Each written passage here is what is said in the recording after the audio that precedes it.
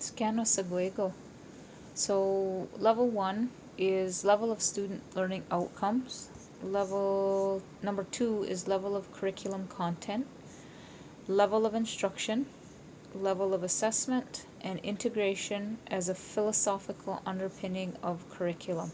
Those are the 5 practices Kanu identifies for integrating Aboriginal perspectives. So as teachers, I hope we all give our students learning goals. They need to know what they should be learning about and what the end goal is. In order to integrate Aboriginal perspectives, these goals should be inspired by values, beliefs, practices, issues, and historical events that are similar among Aboriginal populations. I wanted to talk a bit about spirituality. There were a couple of quotes that gave me goosebumps that I wanted to mention. The first one was on page 105. The process of knowing consists of looking for holism or connections among parts in order to make meaning. So another quote about spirituality. It's a way of knowing that is intrapersonal, subjective, holistic, spiritual, and transformative. Again, that's on page 105.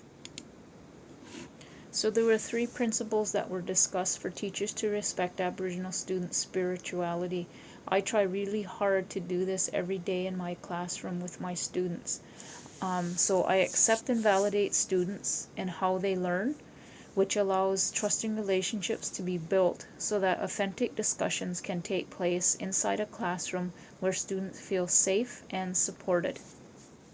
When any student is placed at the center of learning, you are automatically honoring their ways of knowing and being, regardless of their background.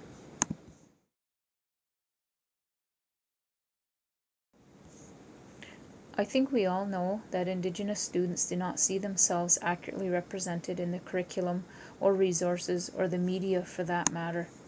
I think the representation is getting better, but it still has a long way to go. Honestly, all I have to do is pretty much watch any professional sport on TV and I'll see an Indian head on their shirt or the crowd chanting and doing the tomahawk chop and some foolish fan saying, "Oh, I don't see what they're all in a huffy about. They should be honored. A professional team is named after them." We don't mean to disrespect you. I'm sure you've all seen it on TV or read about it on the internet. Counter-storying is an excellent way to incorporate Indigenous ways of knowing and being, as it gives value to what some may regard as simply myths or legends. It reminds me of the stories my elementary school Mohawk teacher used to tell me when I was in school.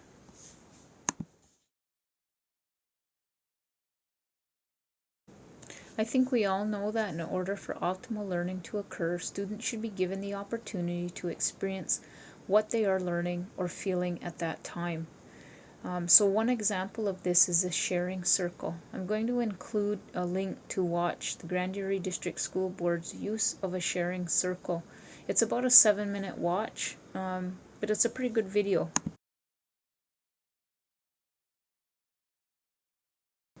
So in terms of assessment, teachers need to take the time to assess the process as well as the product. I think a lot of times we get caught up on getting the right answer, but we have to take the time to ask students how they got to that answer. This can't always be done with individual paper and pencil tests. We need to get used to using things like journals, portfolios, written assignments, classwork, presentations of collaboration, and collaborative inquiry projects should also be considered when assessing students.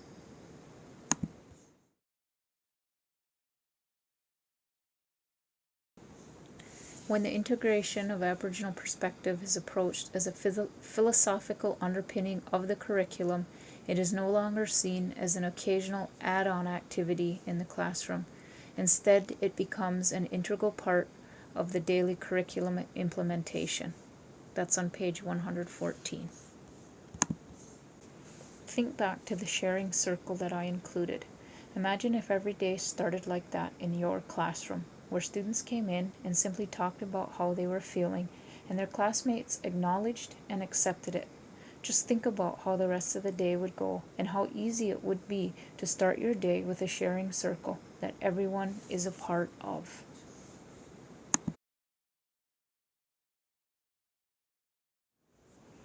I think these are all great ideas. The only issue, as I already discussed, is time. It takes a lot of time to find good resources, and we all know we're already strapped for time as it is.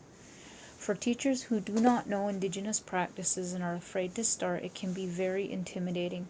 I've heard it a lot before that people don't know where to start, and they're afraid to start because they don't want to make a mistake. Many teachers are afraid they will offend someone. Let me ask you this: is it better to remain silent and do nothing? Or is it better to just do it?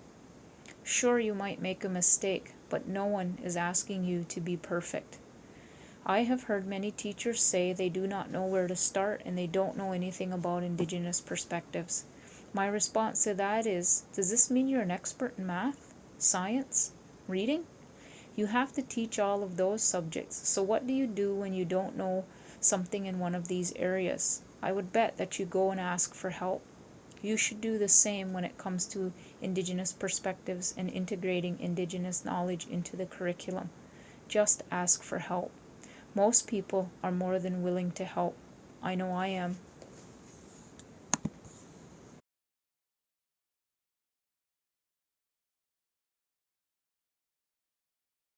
I'm going to go back to what I already said earlier in my talk around the discussion of spirituality. There's three principles that were discussed for teachers to respect Aboriginal student spirituality that I try really hard to do in my classroom every day with my students. So I accept and validate students because who doesn't love to be validated? So I accept and validate students and how they learn, which allows trusting relationships to be built so that authentic discussions can take place inside a classroom where students feel safe and supported. I often share stories about my grandma and the stories she told me. I share stories with my class about my own family, and I believe these are stories my students can relate to. I'm always looking for ways to incorporate my ways of knowing and being in my lessons at school. It's not always easy. There's no teacher's manual I can refer to, and that's what makes it tricky for most teachers. It's not about creating a new curriculum, but it's about finding ways to incorporate my perspectives in that curriculum.